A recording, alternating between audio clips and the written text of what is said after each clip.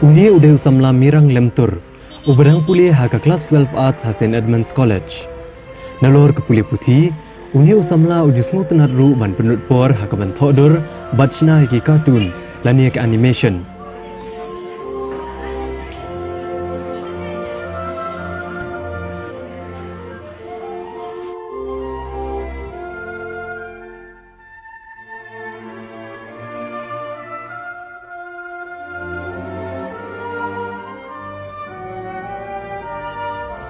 Now mirang ni paipat shawe usamla, Jonathan M. Dakhar, ubashang basa hamaula yorngheb.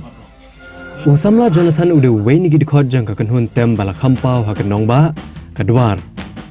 Hagane kakenhun tem, Jonathan utem ya ke drums.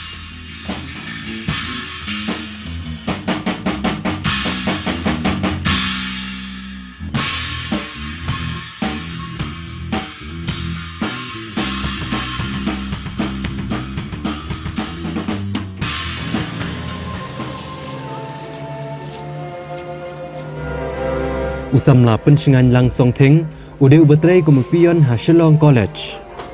Ban pendap iki kamram ju hakane kejaka pule, pencingan lang ujuan dang step sejing tray. Badu pendap iki kam bala bensyat ha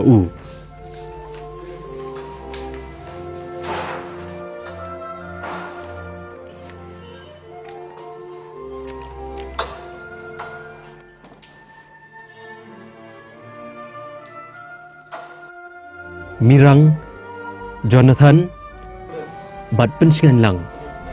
Kisamla hala kejong kapang, la kejong kasap, ban tem, ban thodor, lani ban pendap ialah kamram. Shisen pet yaki, kejingnya per wain kway kalong bak labak. Hendrai kedan pat kaway kejing isriam hapadeng kini laingut. Kini laingut kidai tang kinuksa beret, na pedeng kibabon ngut kiway pat kikena bat kisamla hagenong ba. Kibat ngutenat banilai kai ya kan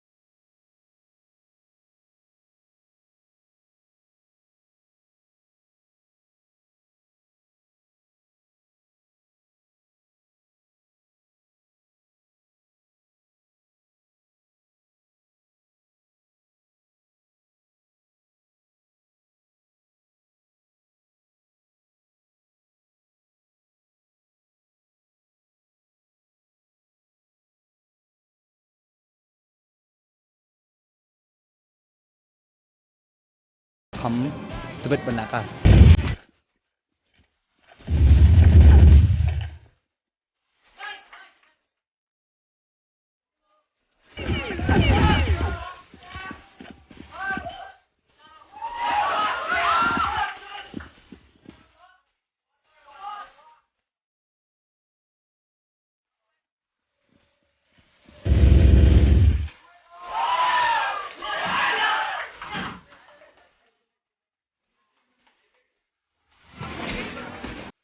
Can you tell us what about LAN gaming that you like? LAN gaming, a sense of competition is there between different clans, and you get to meet other people through gaming like this. And I find this like a way of knowing people also. and it's a way of like, it's a sportsmanship game, and also it's a way of earning. Ni LAN Gaming tanga putna pa sila kay harabriw long harabriw tu ni dala kay hukum ka Dota LAN ka CS long ila kay harabriw namar dang ila kay harabriw ng istunan ngilong bala kay lang kaju long hakawi ka kanhun